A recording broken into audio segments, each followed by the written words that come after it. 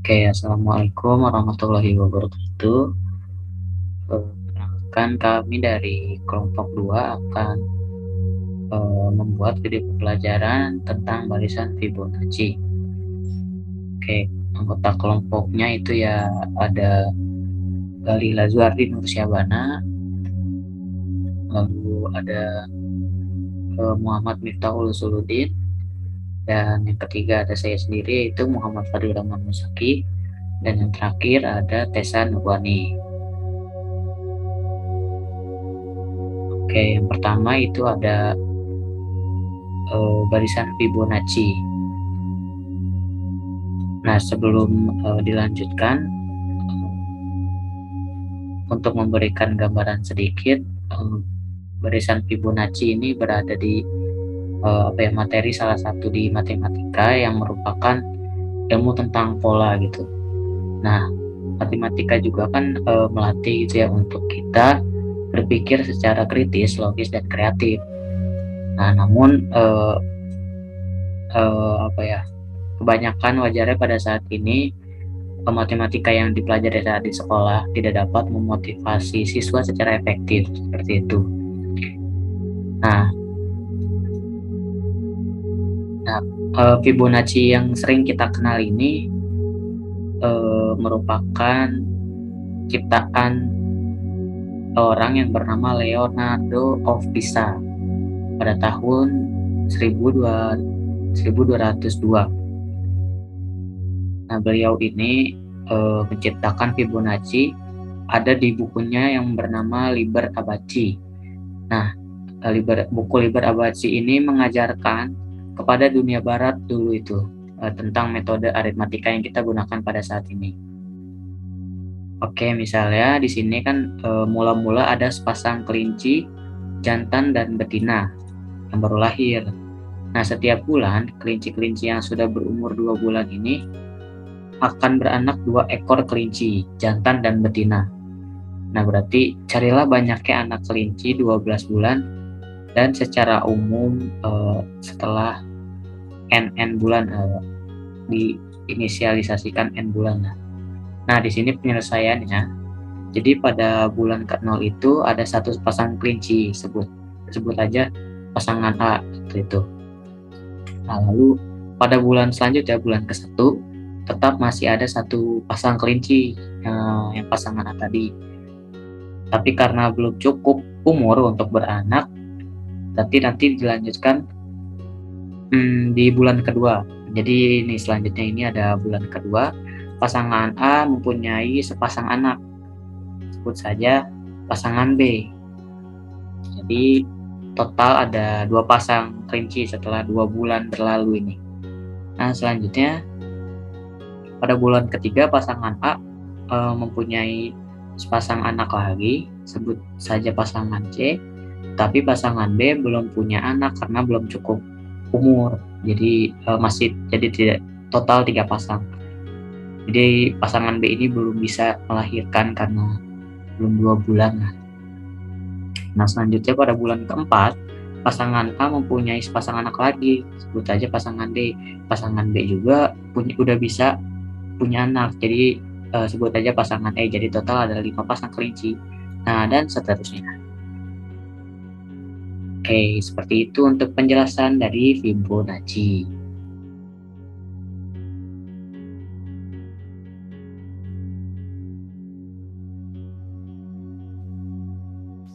Oke, kita lanjutkan. Nah, di sini ada contoh dari tabel kasus anak kelinci yang tadi. Anak kelinci yang lahir pada tiap bulan dinyatakan dalam tabel seperti ini. Nah, di sini ada yang A, bulan ke-1 itu belum bisa melahirkan, lalu pada bulan kedua baru melahirkan. Bulan B, nah selanjutnya bulan B pada bulan pertama belum bisa. Di sini berarti bulan B baru bulan pertama ya. Di sini bulan ke-0.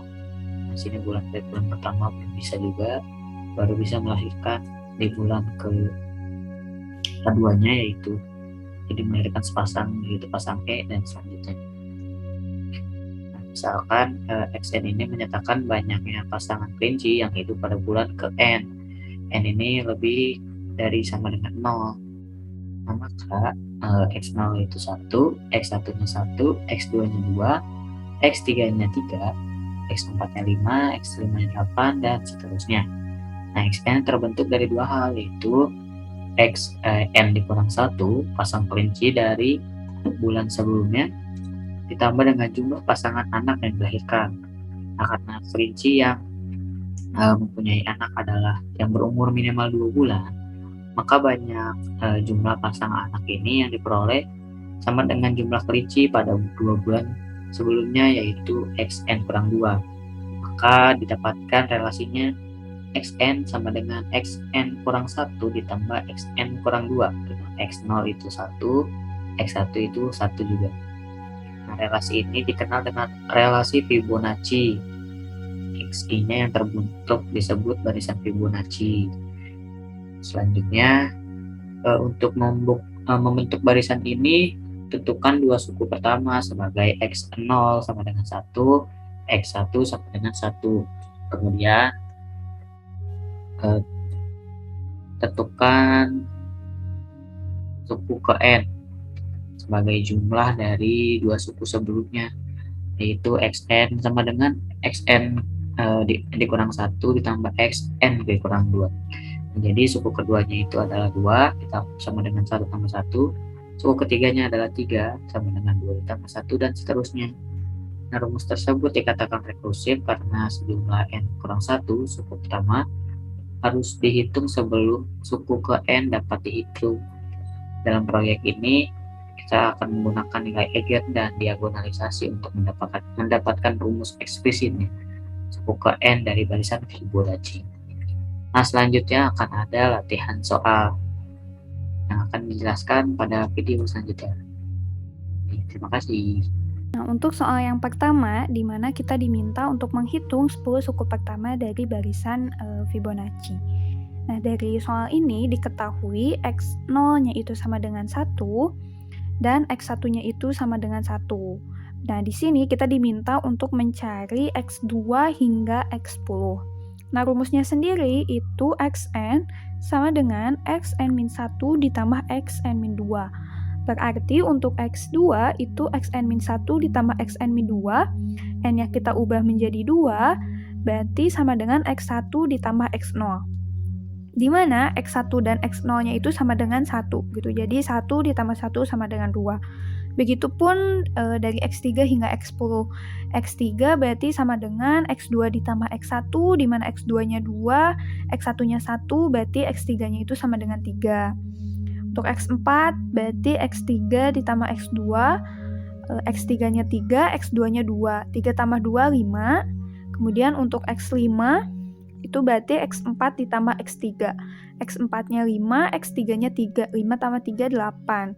Kemudian untuk X6, di mana X6 itu sama dengan X5 ditambah X4.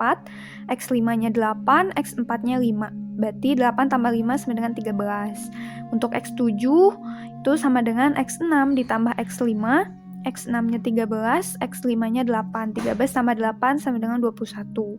Untuk X8 sama dengan X7 ditambah X6. X7-nya 21, X6-nya 13. 21 ditambah 13 sama dengan 34. Untuk X9-nya sama dengan X8 ditambah X7. X8-nya 34, X7-nya 21. 34 tambah 21 sama dengan 55. Nah, untuk X10 atau X yang terakhir, itu berarti X9 ditambah X8. X9-nya 55, X8-nya 34. 55 ditambah 34 sama dengan 89. Seperti itu. Kita lanjutkan. Nah, soal yang kedua. Diketahui matriks A itu sama dengan 1, 1, 1, 0. Jika X0-nya itu sama dengan 1, X1-nya sama dengan 1, maka X2 sama dengan 2, dan X3 sama dengan 3.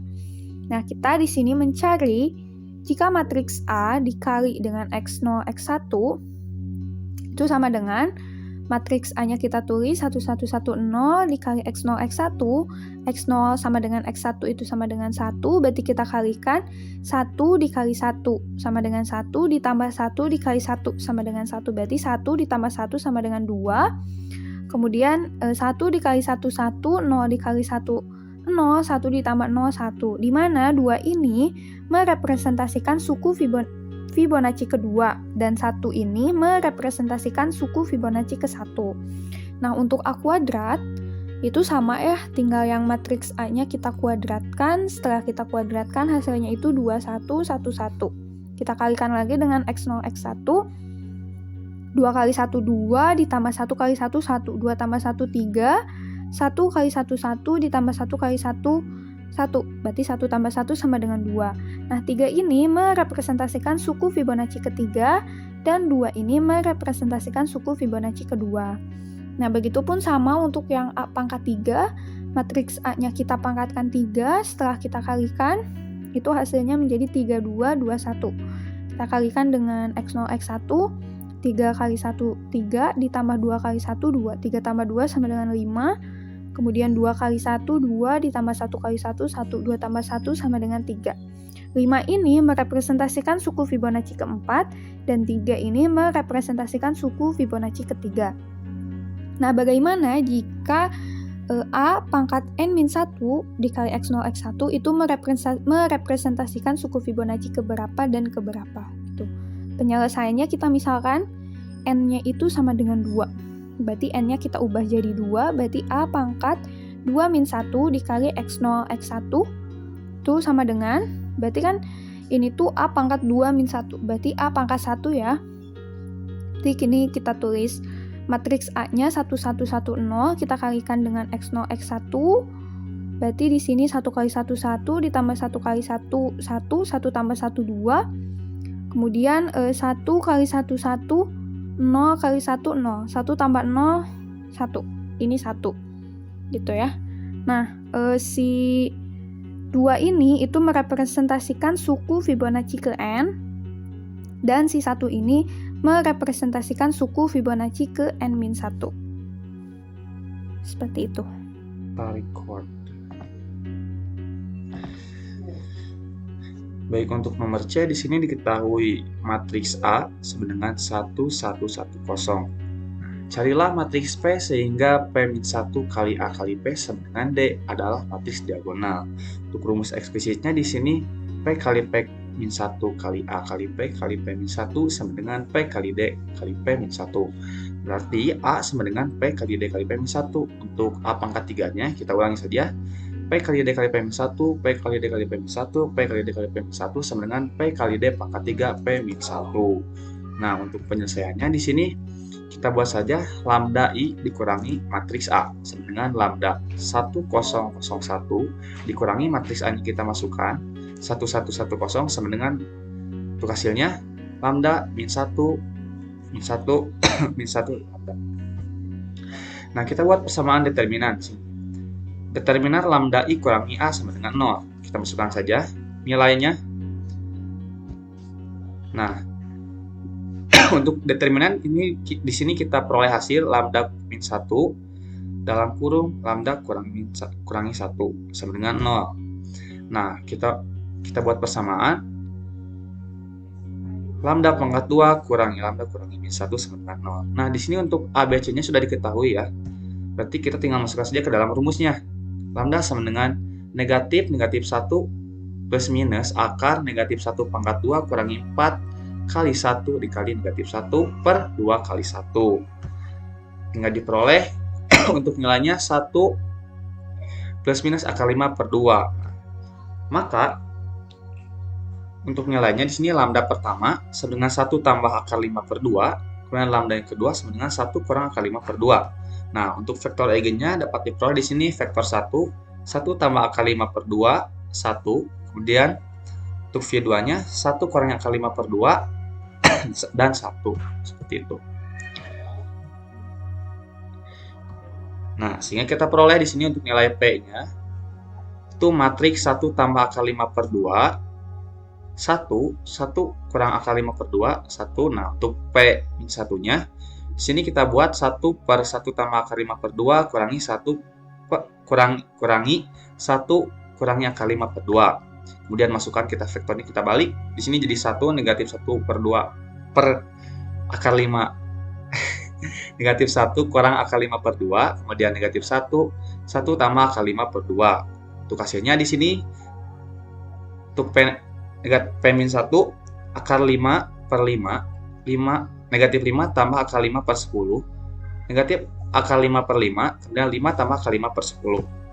Nah, untuk rumus eksplisitnya tadi diperoleh P-1 kali A kali P sama dengan D. Berarti kita untuk mencari D, kita masukkan saja nilai P-1-nya di sini.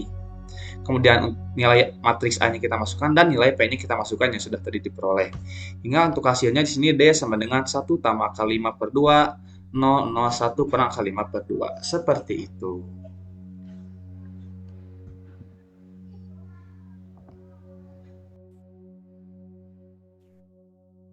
Oke, nah selanjutnya ini ada contoh dari soal D, yaitu dari matriks D yang diperoleh pada nomor C. Hitunglah rumus eksplisit dari P dikali D dikali P-1, matriks 1 dan 0, untuk X0 ini 1 dan X1 ini 1.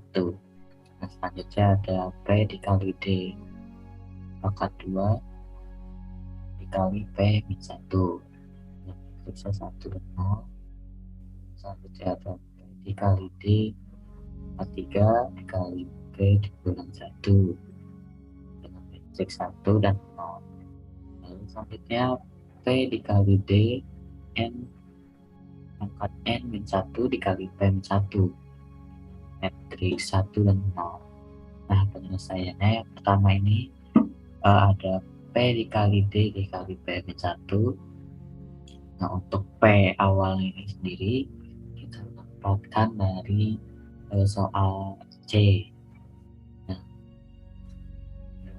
selanjutnya yang kedua ini matriks dari D itu diperoleh dari soal C juga. Lalu yang terakhir ada P inverse-nya dikalikan dengan matriks 1 dan 0. Jika didapatkan hasilnya, jika selesai dihitung hasilnya itu ada 1 dan 1. Nah, 1 yang pertama ini merupakan suku Fibonacci ke 1. Nah, lalu matriks yang kedua ini 1 ini merupakan suku dari Fibonacci ke 0. Lanjutkan, yaitu ada P dikali D kuadrat dikali P-1. Oke.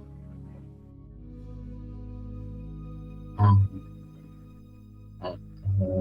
P dari yang pertama ini sama seperti yang di atas, diperoleh dari di soal yang C. Lalu yang kedua di sini ada D kuadrat, berarti D-nya ini dikali sebanyak 2 kali. D ini sama diperoleh dari soal yang C. P inverse lagi dikalikan dengan 1. Nah, jika diselesaikan hasilnya akan 2 dan 1. Nah, 2 ini merupakan suku Fibonacci kedua, lalu 1 ini merupakan suku Fibonacci ke 1. Nah, selanjutnya ini saya dari P dikali D 3 dikali P-1. Matriksnya ini 1 dan 0. Pertama sama P-nya sesuai dengan soal C, D-nya ini sebanyak 3 kali sampai pangkat 3, dan terakhir ini P inverse 6 kali. 1 dan 0. Jika dikalikan semua jumlahnya akan menghasilkan 3 dan 2. Matriks 3 dan 2 ini 3 merupakan suku dari Fibonacci ketiga. Nah, yang kedua merupakan suku dari Fibonacci kedua. Lalu yang terakhir, misalkan N merupakan 2.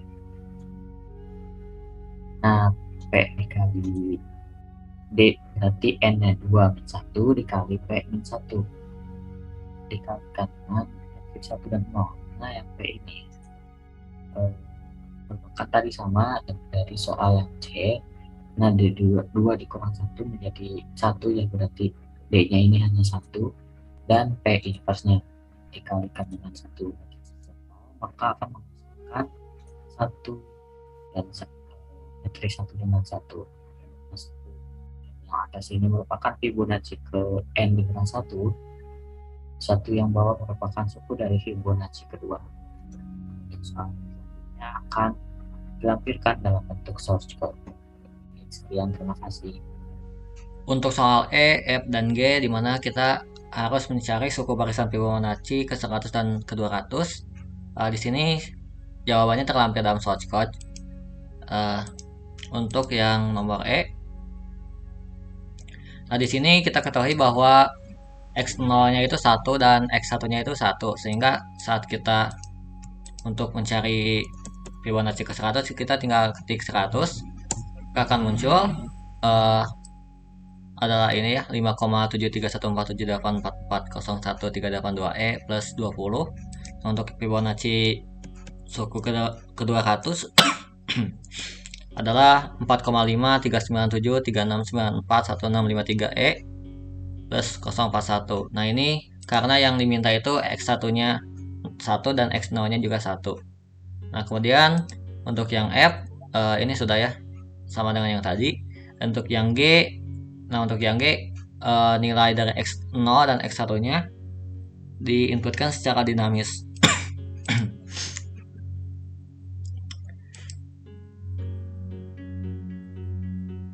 Nah, di sini nilai F0 dan F1-nya diinputkan secara dinamis mengikuti nilai dari A dan B dari hasil inputan user yang ada di sini. Kita coba terlebih dahulu. Nah, misalnya nilai A-nya itu 0 atau nilai X0-nya.